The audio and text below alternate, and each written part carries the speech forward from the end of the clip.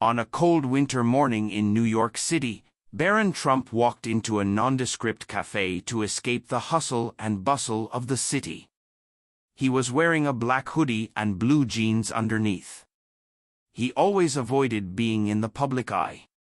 He sat quietly at a table in the corner. He took out his phone without looking around to avoid attracting attention and tried to disconnect from the world by diving into his screen. He tried to look ordinary, but the shadow of his father, Donald Trump, was always following him for a while. Reading the news on his phone, scrolling through social media, not wanting to be distracted from the agenda, he had ordered a latte and was sipping it. The cafe was actually just what he wanted. A secluded place where he could feel ordinary, but a harsh voice from the table behind him interrupted the quiet hum of the cafe. "You're looking down on us, aren't you? You think you're better than the others?" Barron continued to stare at his screen, stunned. His heart was racing. His palms were sweaty. He knew the words were directed at him, but he didn't want to look up and react. The last thing he wanted was attention. He took a deep breath, closed his eyes tightly, and tried to pretend nothing had happened. But the atmosphere of the cafe had suddenly changed, and people turned to that table, some of them staring at Barron. The owner of the voice was a tired and somewhat disheveled-looking man in his 40s. Wearing a gray coat and staring angrily at the coffee cup in front of him, apparently choosing Barron to vent his pent-up anger. "Why don't you talk? Not everyone is born with a golden spoon like you," he continued, the mocking tone in his voice catching everyone's attention. If Barron responded, the incident would escalate. If not, the man's insults would continue. He chose to remain silent, his eyes fixed on his phone, and started typing something. But his fingers trembled as they touched the screen. "Why me?" he thought. "Why can't I have an ordinary coffee on an ordinary morning?" Meanwhile, the other customers in the cafe were reacting differently. Some watched silently, others looked away uncomfortably. The cafe staff seemed to want to say something, but they didn't dare. Barron felt cornered, and the man would not give up. "In this city, people struggled to make ends meet," he said, his voice getting louder and louder. Barron's eyes lifted from the phone screen for a moment. He took a deep breath and tried to calm himself, but he couldn't control what was building inside him. What this man was saying wasn't just about his father, it was about his identity. Barron wanted to be seen as an individual without the Trump surname, with his own choices. Just then, a young woman at the next table stepped in. "Excuse me," she said, her voice gentle but firm. "I don't think this is the place to corner someone." There was a moment of silence in the cafe.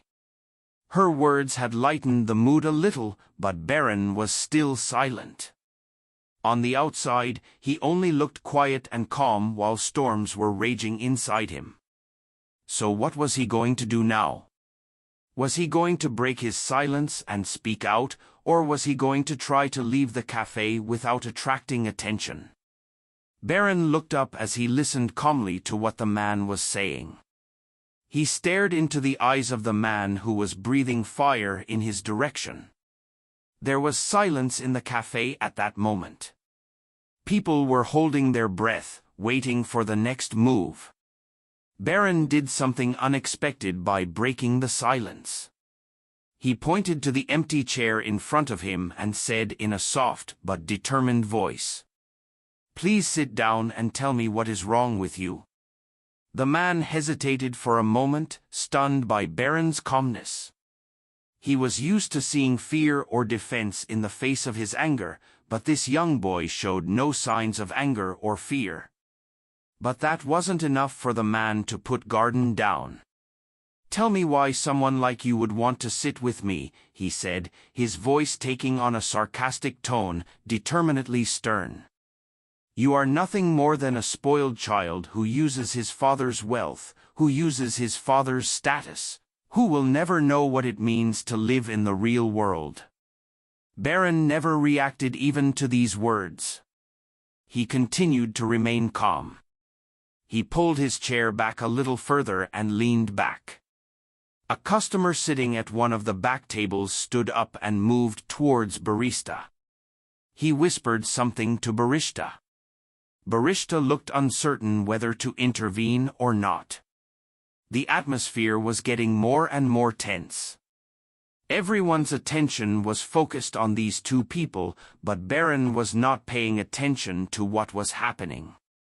He remained calm. No one could drink his coffee. No one could look at his newspaper anymore. The silence was ready to explode like a bomb. Man. Even more annoyed at Barron's lack of reaction and calmness, he took a step forward, clenching his fists, and brought his face closer to Barron's. You must be arrogant, like your father. You think you're above everyone else, don't you? I never supported your father, and I'm not going to support you. His voice was getting louder and louder. The surrounding customers began to fidget uncomfortably in their seats. Some averted their gaze. Others watched as if mesmerized by the tension, but no one could intervene. And Barron didn't even blink as the man's anger echoed through the room. But he remained calm and resolute, saying, I really want to know what's hurting you so much. His voice was full of sincere curiosity, not accusation, but sincere curiosity. If I did something to hurt you, I want to know, and we can talk about it and fix it. But I don't think I did because I've never seen you in my life. These words were a move he had not expected. The hard expression on his face seemed to soften for a moment. But then it quickly returned. What do you know? He shouted. Your life is completely different from mine. We try to survive every day. You live in a six-pack. Am I not supposed to be angry with you? Barron took a deep breath and leaned over the edge of the table. The customers watched him intently, trying to understand what this gesture meant. I understand you're mad at me, Barron said, his eyes meeting the man's. But you're not targeting me. You're targeting my father. I'm just a guy who wants to have a coffee here.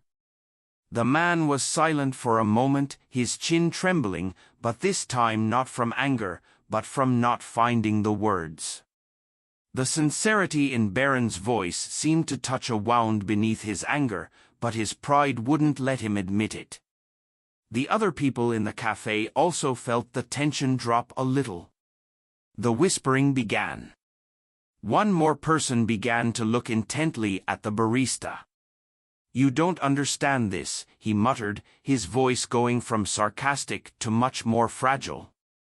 You will never understand. People like you don't know the world we live in. We're struggling. We're crawling. We're trying to earn things. But you're born into it. You're born into it. You've earned things. You're abundant. Barron shifted slightly in his chair, trying to understand what the man was saying. There was a long silence before he said anything, and he looked at the man, and the silence had caught the attention of everyone in the cafe. What Barron said or did at that moment would decide the fate of the situation. Barron paused, looked the man in the eyes, and finally said, Maybe you're right, his voice low but strong. Maybe I really don't understand, but don't we have to start somewhere to understand this? The man didn't know what to say to these words, and the silence in the cafe deepened even more as people felt that Barron's calm but strong demeanor had completely changed the tension. The question on everyone's mind was how would the man respond to Barron's words? Because Barron was approaching the man in a very constructive, mature, and yet sincere and determined way, as if he wanted to find a middle ground. And people were aware of this. Barron patiently watched the man's eyes full of anger. He leaned back in his chair, his posture calm and serene, the tension in the cafe almost palpable. The man paused for a moment, took a deep breath, as if trying to calm the storm inside him, but it didn't last long. Clenching his fists, he began to speak with a trembling anger in his voice. "What can I tell someone like you? Can you understand my story?" "No," the man said. His voice forked, but he couldn't hide his pain. "I worked in a factory for years. I got up every morning and went to work. I did the same routine every day. It was tiring, but at least I could take care of my children. I didn't want them to lack anything. And then one day, just one day, it was over," the factory said. "We'll move you to another place," but that other place never came. Everyone in the cafe was listening in silence, in peace. People standing at the coffee machine, trying to decide what to do. Their ears focused on the man's words. They stopped doing anything else. "I'm out of work. I'm so desperate. I don't know what to do. My wife," the man's voice broke for a moment. He took a deep breath and pulled himself together. "My wife couldn't take it anymore. She packed her things, took the children and left. She said, 'I won't let our children watch you being miserable.' And she left. I did everything I could to keep them. I did odd jobs. I did every kind of disgrace you can think of. But it was all in vain. I worked in the market. I waitressed in cafes. I washed dishes. I even cleaned houses. But I couldn't save my family." The anger on the man's face was replaced by pain. His eyes filled, but he held back his tears. He was trying to maintain his dignity. Barron looked into the man's eyes, feeling a deep empathy. She listened in silence, interrupting him, judging him. "And you," the man continued, the anger back in his voice. "You cannot understand these things you can't possibly understand. Have you ever seen the tears of a child who sleeps hungry because you can't put bread on the table? Have you ever tried to cheer yourself up at night in a dark corner, thinking that you didn't lose to anyone that day? No exclamation. You were born with a golden spoon. I will never live a life like yours, even if I wanted to." Barron took a deep breath. His pain and anger seemed to infect everyone in the room. A few customers averted their eyes. Others shifted uncomfortably in their chairs. The only sound in the cafe was the steam coming from the coffee machine. Barron was still calm after all that had been said, his eyes locked on his. "You're right," Barron said, his voice low but determined. "I haven't been through what you've been through. I haven't slept hungry. I haven't seen the people I love abandon me, but that doesn't mean I don't want to understand you." The man was silent for a moment. The answer he was expecting was different. He was expecting more anger, more resistance, but Barron was taking a soft stance. He was trying to understand and empathize with the man. "I'm only human," Barron said. "Yes, my life may be different, but that shouldn't stop me from listening to your story. You are not the only person in this world who feels pain, but I can listen to you. Maybe someone hasn't listened to you in years, right? I just want to listen. It's okay to direct your anger at me. But let me at least try to understand what you're feeling." The expression on the man's face changed. The anger was still there, but this time there was something else underneath the anger, confusion, maybe even some relief. He stared at Barron for a long time. The other people in the cafe were holding their breath, waiting for the next words. The man finally calmed down a bit. "I'll tell you my story, but if you really want to listen, I'll stand here and tell it because I have no one else to tell." Barron met the man's gaze patiently, and the silence echoed through the café. The other customers in the café were still watching intently. Barron took his time, waiting for the man's anger to slowly subside. The man's words echoed around the room. "You can sit here in your fancy clothes and look at your phone like there's nothing else in the world. It makes me angry." Barron took a deep breath. "You're right," he said, his voice soft but firm.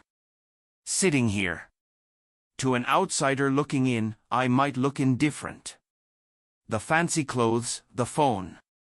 It's all a shield, but it's easy to judge someone's story without knowing what's behind it." The man narrowed his eyes skeptically. "What in the world can someone like you know to be judged? You've never walked into a room like me and felt all eyes accusing you. You've never felt that everyone is judging you before you even open your mouth." Barron shook his head slightly and said, "This time you're wrong. I don't know what it's like to be in your shoes, I admit that.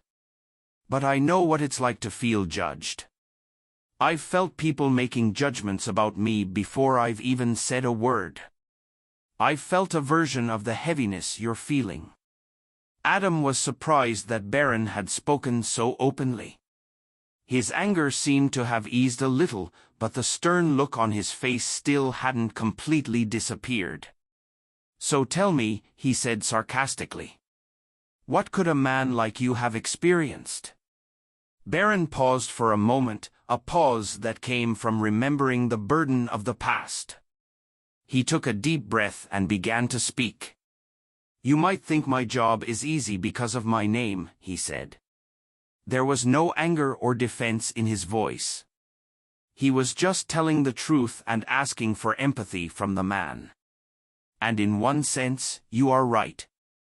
I've never had to worry about a roof over my head or food on the table, but that doesn't mean I don't know what it's like not to be understood," said Barron's voice, drawing more attention from everyone in the room. The other customers in the café were listening quietly. The man was about to interrupt Barron's words with a sarcastic remark when Barron gently silenced him by raising his wand. "Everywhere I go, people make assumptions about me," Barron continued.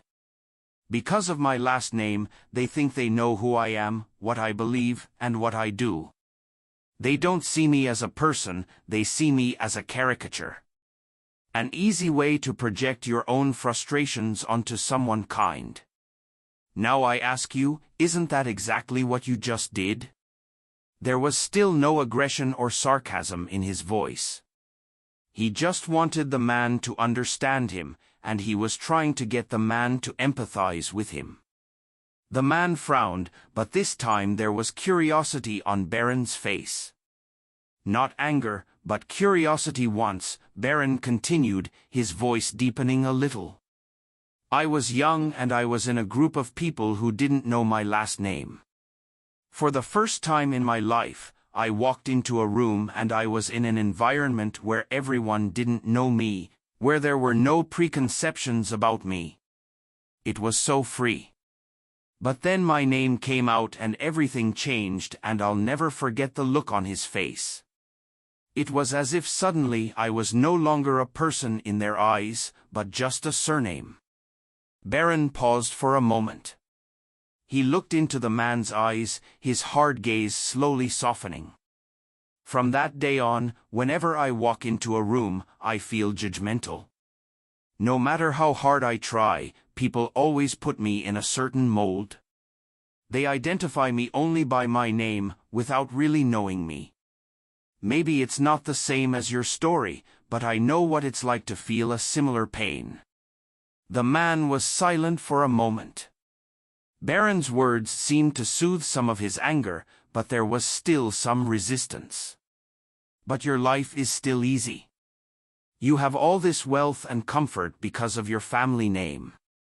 It's nothing compared to my story. Barron nodded slightly. "You're right," he said. "But that's not the point. The point is that everyone fought their own battles and did not spare your pain for anyone. Your story is unique. It's impossible to fully understand what you've been through. But as a human being, I try to feel your pain, and I want to understand it. I want to listen to you. Because none of us in this world can heal without being truly listened to." This time, the man did not answer. He just took a deep breath and leaned back in his chair. The hardness in his face was slowly giving way to a weariness. Barron did not rush to fill the silence. He knew that silence could sometimes be more powerful than words. The man broke his silence, and in the tension of the moment, he finally spoke, his voice stripped of its earlier hostility. "You know, I came here angry at the world. The man said I was angry at people like you. I thought everything was given to them, but maybe I've been carrying that anger for too long. Maybe it's not about you." Barron didn't immediately respond to the man's words. When he finally spoke, his voice was steady and measured. "I guess it's easy to blame people we don't know. It's harder to face what really hurts us. But that's what you did today, and I respect that you chose to talk to me. You chose to talk to me. This could have been bigger, but you chose empathy and understanding each other." The man looked up. His eyes met Barron's. There was no trace of anger, just tired gratitude. "You're a good boy," he said, almost reluctantly. But he understood better now, and a bond of empathy had formed between them. The tension that had enveloped the cafe had dissipated, replaced by an unexpected sense of connection, and peace had returned to its work in peace. A couple at a nearby table exchanged glances. Their expressions softened, and then the man did something that caught everyone off guard across the table. He reached out and grabbed Barron's hand and said, "I'm sorry for judging you before I even knew you." Barron smiled sincerely. "I didn't know that the man had bad feelings and thoughts with you, but you listened to me with true maturity and enlightened me. Despite those thoughts, I can't thank you enough," he said, and stood up from the cafe. He awkwardly straightened his shirt and looked around the cafe. "I guess I owe everyone here an apology," he said. His voice reached the last table of the cafe.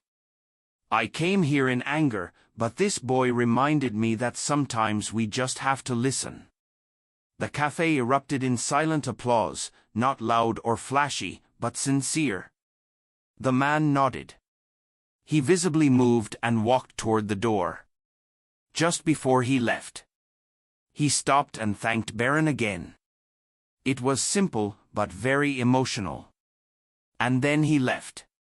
What happened next was not so dramatic, but it left something for everyone in the cafe to think about the man. The door closed behind him. The cafe seemed to let out a collective sigh of relief. The conversation was slow. Barron picked up my phone and took a sip of his cold coffee. But before he could fully return to his solitude, a woman approached him from a nearby table. She looked to be in her 60s, with kind eyes and a warm smile. "I want to thank you. It was wonderful. You didn't have to listen to that man, but you did. And I think you reminded us all that sometimes kindness is enough to change everything." Barron nodded humbly. "Thank you, ma'am. I think we all just want to be heard." The woman smiled and went back to her table, leaving Barron alone with his thoughts. The cafe was now buzzing with a different energy. Customers were smiling at each other, chatting and making small gestures of kindness. Barron paid the whole bill just before leaving the cafe. The day was brighter not only for him, but for everyone who was part of that moment. The man's anger created a wave of empathy and simple understanding and compassion. Barron couldn't stop thinking about how small gestures can make a big impact. As he walked down the street, he didn't know the man's full story and probably never would. But in those few minutes in that cafe, they had bonded, and that bond had changed the mood of the whole cafe. Maybe sometimes that's all it really is. Understanding, thinking, empathizing, not judging, and not holding anything inside is an effective way to tell something to someone you are close to, Barron thought to himself. A little bit of empathy is enough to remind us that we are not so different. This story is not just about Barron or the man he met that day. It is about the way we carry on our struggles, the way we judge others, and the way we choose to listen instead of react. If this story moved you, take a moment today to show a little kindness. And if you want more stories like the video, don't forget to comment and subscribe. Let's try to spread a little more understanding, one story at a time. And remember, stay peaceful.